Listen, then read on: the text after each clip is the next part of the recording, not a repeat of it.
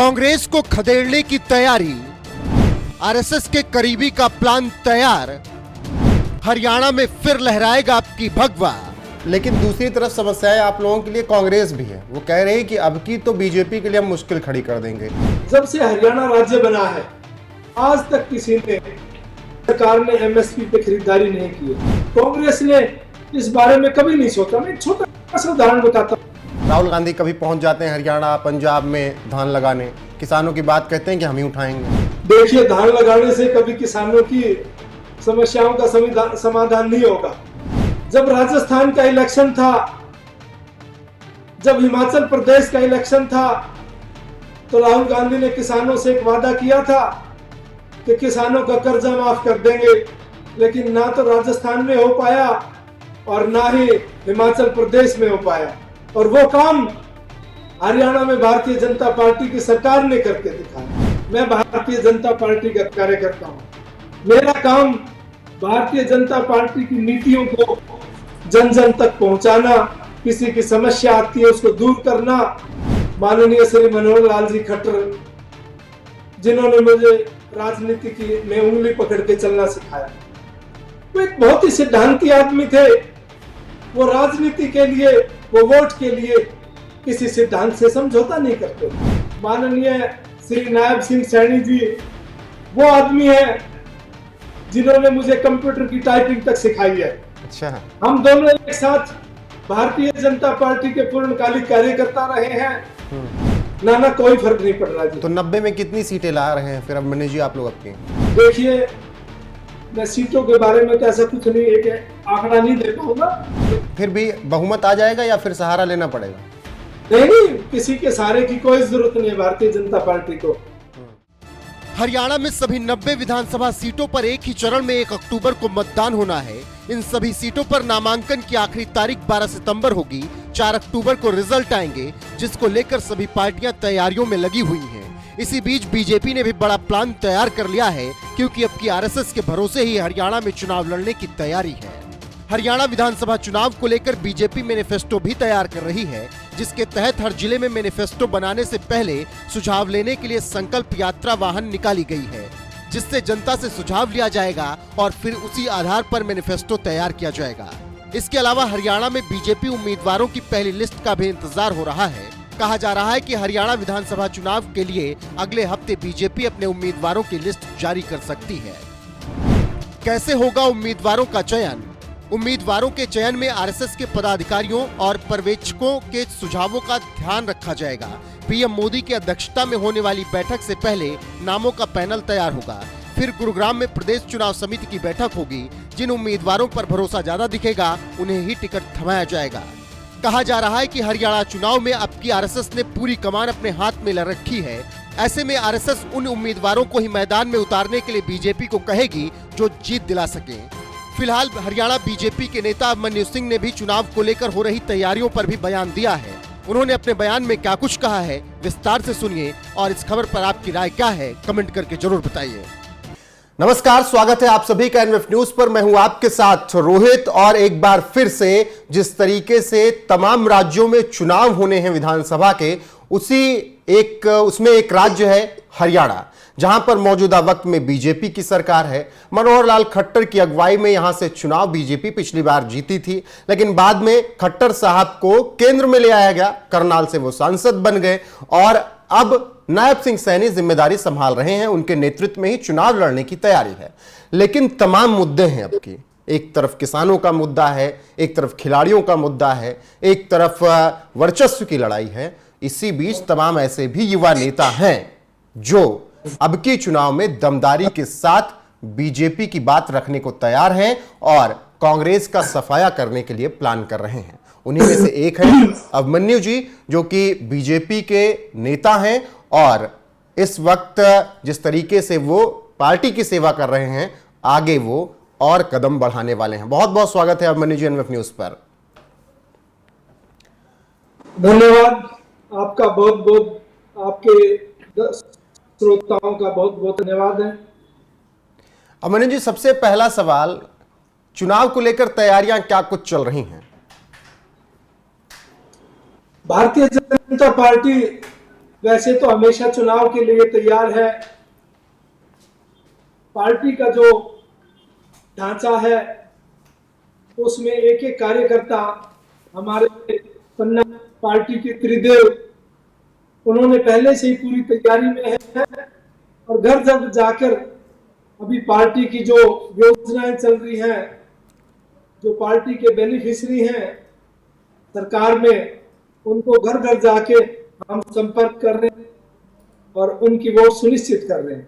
तो पार्टी का एक एक कार्यकर्ता अपने आसपास के घरों में जाके पार्टी की नीतियां बताता है, लोगों के काम कराने का कार्य कर रहा है और ऊपर सतह तक पर हम उसको मॉनिटरिंग कर रहे हैं और गांव गांव जाके लोगों की समस्याएं सुनना, उनके काम को कराना, ये काम चल रहा है। बिल्कुल अभिमन्यु जी, जिस तरीके से पूरे राज्य में आप लोग तैयारियों में जुटे हुए हैं, अलग अलग मुद्दों पर चर्चाएं भी हो रही हैं, प्लान भी बन रहा है, लेकिन जिस विधानसभा से आप आते हैं, कौसली विधानसभा, वहां क्या कुछ तैयारियां हैं, वहां क्या कुछ दिख रहा है आपकी राजनीतिक मैदान में?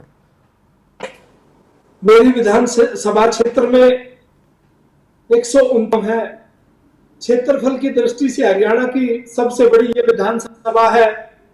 मैंने गांव में 4-4 दौरे कंप्लीट कर लिए हैं। हर गांव की समस्याओं को सुनना, गांव के लोगों के बीच में बैठना, उनके बीच में आना जाना, उनके सुख दुख को साझा करना, ये कार्य मैं कर रहा हूं। और हमारे पन्ना प्रमुख, हमारे बूथ प्रमुख, हमारे मंडल के अध्यक्ष, मंडल के पदाधिकारी हर गांव में मेरे साथ रहते हैं और जिन जिन समाजों की जो समस्या होती है मुझे बताते हैं। हम गांव के उन लोगों की समस्याएं सुनते हैं जिनकी अभी तक किसी ने नहीं सुनी। बिल्कुल। क्या समस्याएं, मूलभूत क्या समस्याएं हैं अभी कौसली विधानसभा के लोगों की, जिसे आप आने वाले वक्त में पूरा करना चाहते हैं? ये रूटीन की समस्याएं होती हैं। कई बार मैंने देखा किसी बुजुर्ग की पेंशन नहीं बढ़ी है, उसमें दिक्कत क्या आई?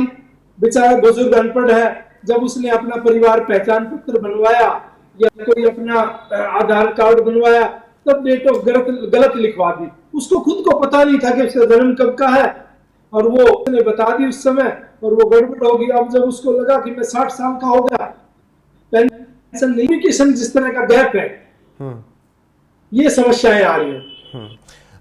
लेकिन दूसरी तरफ समस्याएं आप लोगों के लिए कांग्रेस भी है। वो कह रही है कि अब की तो बीजेपी के लिए हम मुश्किल खड़ी कर देंगे।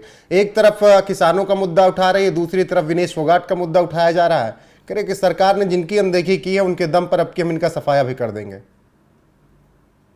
आपको मैं एक इतिहास बताना चाहूंगा। जब से हरियाणा राज्य बना है आज तक किसी ने, सरकार ने एमएसपी पे खरीदारी नहीं की है।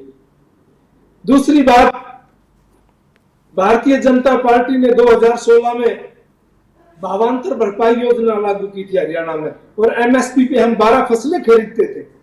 ये 2016 में हमने लागू किया। हमने हरियाणा को वो राज्य बना दिया।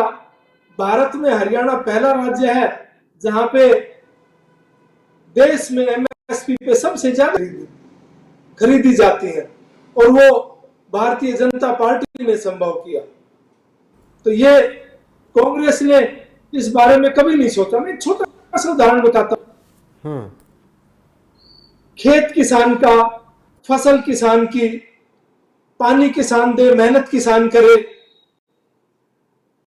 जाड़े में, दिसंबर जैसी सर्दी में हमारे अहिरवाल में फुहारों की लाइन बदली जाती है तो बहुत मुश्किल काम होता है। वो भी हम करें, फसल की हम करें, उसको निकाले हम ट्रैक्टर में लाद के जब मंडी में सरकार को बेचने जाए तो पैसा आड़ती के खाते में आता था। ये हमारी सरकार ने, ये भारतीय जनता पार्टी की सरकार ने सुनिश्चित किया कि जो फसल किसान सरकार को बेचेगा उसका पैसा किसान के खाते में आएगा। बिल्कुल अभिमन्यु जी, उसका पैसा किसान के खाते में पहुंच रहा है। 48 घंटे में आएगा। अगर उससे देरी में आएगा तो सरकार ब्याज सहित किसान के खाते में जाएगा।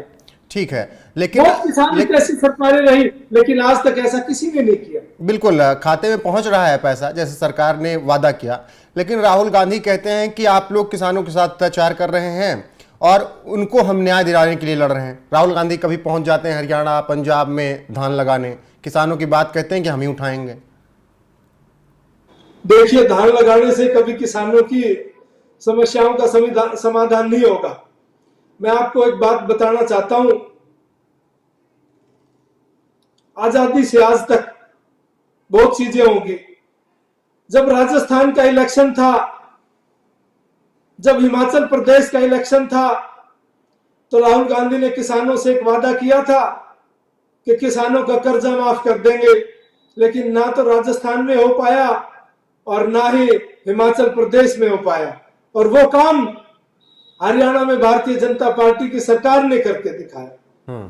तो वादे एक होते हैं और उनको करके दिखाना दूसरा पहलू होता है। आज हरियाणा के किसान का बच्चा बिना खर्ची पर्ची के जिस तरह से नौकरी मिल रही है, उस तरह से हरियाणा में, दक्षिण हरियाणा में मैं घूम रहा हूं पिछले 6 महीने से, यहाँ एक उत्सव जैसा माहौल है।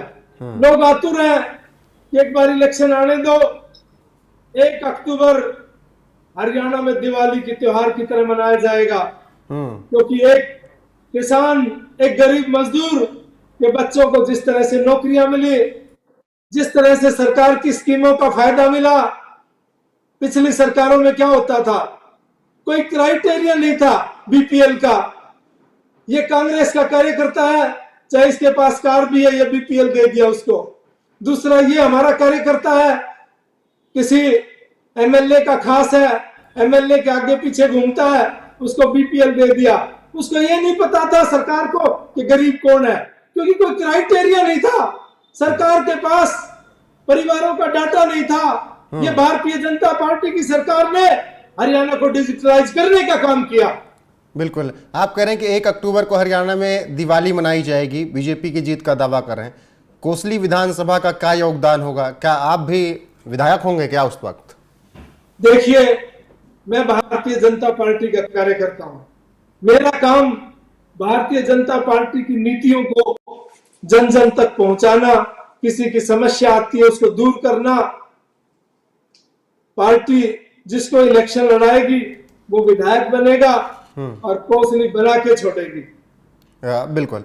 अब आपने खट्टर साहब के साथ भी काम किया, सैनी साहब के साथ भी काम किया, थोड़ा बताइए एक्सपीरियंस क्या रहा खट्टर साहब के साथ काम करने का? बतौर नेता प्रधानमंत्री बहुत पसंद करते हैं उनको। देखिए, माननीय श्री मनोहर लाल जी खट्टर, जिन्होंने मुझे राजनीति की में उंगली पकड़ के चलना सिखाया, वो एक बहुत ही सिद्धांती आदमी थे। वो राजनीति के लिए, वो वोट के लिए किसी सिद्धांत से समझौता नहीं करते थे। वो कहते थे कि मेरा एक सिद्धांत है कि राजनेताओं का जिस तरह से आज तक लोग चरित्र ये मानते थे कि भाई जैसे इलेक्शन आता है वो पलट जाते हैं, और कोई प्रेशर आता है तो उसमें दबाव मान जाते हैं। लेकिन खट्टर साहब वो आदमी थे जिन्होंने हरियाणा जैसे राज्य में एक सिद्धांत को ला कि बिना भ्रष्टाचार के भी राजनीति की जा सकती है। बिल्कुल। सैनी साहब नए मुख्यमंत्री, उनके साथ भी कुछ काम किया आपने, उनके साथ क्या एक्सपीरियंस रहा आपका? माननीय श्री नायब सिंह सैनी जी वो आदमी है जिन्होंने मुझे कंप्यूटर की टाइपिंग तक सिखाई है। अच्छा। हम दोनों एक साथ भारतीय जनता पार्टी के पूर्णकालिक कार्यकर्ता रहे हैं, से सीनियर हैं, और उन्होंने मुझे एक एक चीज, जैसा मैं बता रहा हूं कि कंप्यूटर की टाइपिंग तक मुझे माननीय श्री नायब सिंह सैनी जी ने सिखाई। तो ये मेरा सौभाग्य है। और आज वो हमारे प्रदेश के माननीय मुख्यमंत्री हैं। उन्होंने जिस तरह से माननीय मनोहर लाल जी के जो निर्णय थे उनको आज जमीन पर लागू करने का काम किया है, तो भारतीय जनता पार्टी का एक हरियाणा प्रदेश में माहौल बना है। बिल्कुल। आरएसएस के भी करीबी रहे हैं आप, कैसे काम किया आरएसएस में? आरएसएस को लेकर इस देश में अलग अलग विचारधाराएं हैं लोगों की।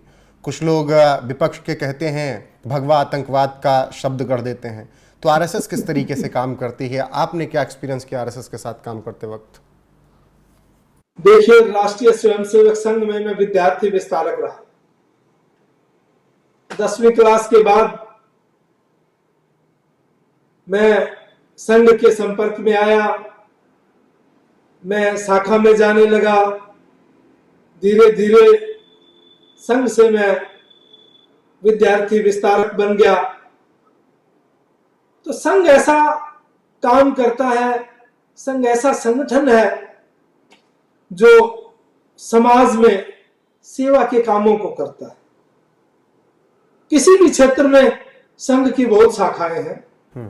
विभिन्न विभिन्न क्षेत्र में संघ जो है समाज के लोगों की दुख तकलीफें मिटाने का काम करता है, समाज में आपसी भाईचारा बनाने का काम करता है। संघ लोगों की सेवा करता है। जो सवाल उठाते हैं संघ पर, वो कोई कुछ भी कह देता है। या आज तक किसी हिंदू ने संघ पे सवाल उठाया? बिल्कुल। अब आ जाते हैं आपकी विधानसभा पे। कोसली विधानसभा में अभी क्या कुछ होना बाकी है जो कि अगले 5 साल में हो सकता है? देखिए, एक समय की डिमांड होती है। कई बार आज हमने हरियाणा को डिजिटलाइज किया है। ये हो सकता है बहुत पहले नहीं कर पाते, लेकिन कोसली में विकास की जरूरत है। सरकार ने खूब काम किए हैं, लेकिन कई बार जो है हमारे यहाँ से जिस तरह से अच्छे इंस्टीट्यूट नजदीक शहरों में है, हमारे बच्चों को दूर ना जाना पड़े। हम चाहते हैं कि एजुकेशन का हब जिसमें प्राइवेट सेक्टर का भी योगदान हो। सरकार ने काफी यहाँ कॉलेज बना दिए। कोसली में महिला कॉलेज है, वहां बहुत पुराना एक नाहड़ में गवर्नमेंट कॉलेज है। तो उनको एक चैनलाइज करने की जरूरत है। वहां पे जिस तरह बच्चों को कोचिंग की जरूरत है, कोचिंग के लिए दिल्ली जाना पड़ता है, रेवाड़ी जाना पड़ता है।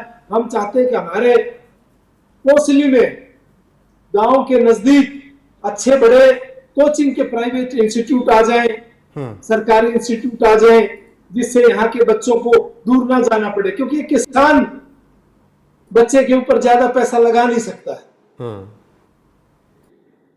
अब की जेजेपी से अलग हैं तो कितना बड़ा झटका होगा आप लोगों के लिए? पिछली बार तो सरकार बन गई थी, तो विधायक थे उनके। देखिए, जेजेपी का ऐसा कोई प्रभाव नहीं है। और मैं दक्षिण हरियाणा का रहने वाला हूं। बेसिकली इस इलाके में कभी जेजेपी या इनेलो का कोई प्रभाव नहीं मेरे इलाके में। स्पेशल मैं अपने इलाके की बात कर रहा हूं, बाकी दूसरे इलाकों में भी कोई प्रभाव नहीं है। लेकिन मैं अपने इलाके की बहुत ज्यादा जानता हूं। मेरे इलाके में गुड़गांव, रेवाड़ी, महेंद्रगढ़ 3 जिले आते हैं। ठीक है। 3 जिलों में कोई प्रभाव नहीं है। मतलब उनके जाने से कोई फर्क नहीं पड़ने वाला बीजेपी को? ना, कोई फर्क नहीं पड़ रहा जी। तो 90 में कितनी सीटें ला रहे हैं फिर अब मनीष जी आप लोग आपकी? देखिए, मैं सीटों के बारे में तो ऐसा कुछ नहीं, एक आंकड़ा नहीं दे पाऊंगा। लेकिन मैं अपने इलाके की बात करता हूं। मैं गुड़गांव, मैं रेवाड़ी, मैं महेंद्रगढ़, अहीरवाल की 100% सीटें हम निकाल के भारतीय जनता पार्टी के झोली में डालेंगे। फिर भी बहुमत आ जाएगा या फिर सहारा लेना पड़ेगा? नहीं, किसी के सहारे की कोई जरूरत नहीं है भारतीय जनता पार्टी को। आज मैंने पूरे हरियाणा में माननीय मुख्यमंत्री जी के साथ काम किया। मेरे सभी जगह संबंध है। बेसिकली मैं करनाल लोकसभा का कोऑर्डिनेटर रहा। करनाल विधानसभा को मैंने अच्छी तरह से देखा, खूब दौरे किए, वहां की ग्रीवेंस सुनी। तो पूरे जीटी बेल्ट से, पूरे दक्षिण हरियाणा से और जो बीच से खूब कार्यकर्ताओं के फोन आते हैं, वो पूछते हैं कि आपके इलाकों में कैसा माहौल है। तो एक अच्छा माहौल है। जिस तरह से कांग्रेस ने एक झूठ बोलने का काम किया, जो लोकसभा इलेक्शन में वो जनता के सामने आ गया है। तो मतलब लगता है कि अब की कांग्रेस के झूठ पर भरोसा नहीं करेगी जनता? बिल्कुल नहीं पड़ेगी। जिस तरह से हमारे राहुल गांधी जी ने खटाखट लोगों ने कह दिया इसको हरियाणा से भगाओ फटाफट। ठीक है, आखिरी सवाल, प्रधानमंत्री नरेंद्र मोदी को लेकर अभिमन्यु जी आपका नजरिया क्या है? 10 साल उनके कार्यकाल बहुत अच्छे दिखे, अगले 5 साल पूरा होंगे या फिर नहीं? जब मैं पूर्णकालिक कार्यकर्ता हरियाणा में रहा तब माननीय नरेंद्र मोदी जी हरियाणा के प्रभारी रहे। मेरा सौभाग्य रहा कि आज वो प्रधानमंत्री हैं और मैंने उनके साथ मौका मिला, काम किया। उन्होंने जिस तरह से भारतवर्ष का नाम देश में किया है और एक बात कही है कि 2047 तक भारत को विकसित राष्ट्र बनाएंगे। आज गांव के गरीब किसान मजदूर एक व्यक्ति की आंखों में चमक है। माननीय नरेंद्र मोदी जी से उनको एक आस है कि इस राष्ट्र के लिए, इस भारतवर्ष के लिए उनसे अच्छा नेता हो नहीं सकता। क्योंकि जिस तरह से उन्होंने 10 साल में अपनी कार्यनीति से लोगों को प्रभावित किया है, जनता में एक आस है कि इन्होंने भारतवर्ष का झंडा जिस तरह से विश्व में बुलंद किया है वो एक देखने लायक है। और जनता को यही आस है कि ये भारतवर्ष को आगे लेके जाएंगे। बिल्कुल, तो बहुत बहुत धन्यवाद अभिमन्यु जी। तो ये थे हमारे साथ बीजेपी के नेता, कोसली विधानसभा से बीजेपी के कार्यकर्ता अभिमन्यु जी, जिन्होंने बाकायदा हर एक मुद्दे पर बातचीत की है। हरियाणा चुनाव में बीजेपी की तैयारी क्या है और अलग अलग विधानसभाओं में रणनीति क्या है उसको लेकर भी चर्चा की। कांग्रेस, राहुल गांधी को लेकर भी अपनी राय इन्होंने रखी है। तो जुड़ने के लिए अभिमन्यु जी बहुत बहुत शुक्रिया। आप दर्शकों से अनुरोध है कि वो वीडियो को शेयर करें, लाइक करें और ये बातचीत कैसी लगी कमेंट में जरूर बताएं और बने रहें हमारे साथ। नमस्कार।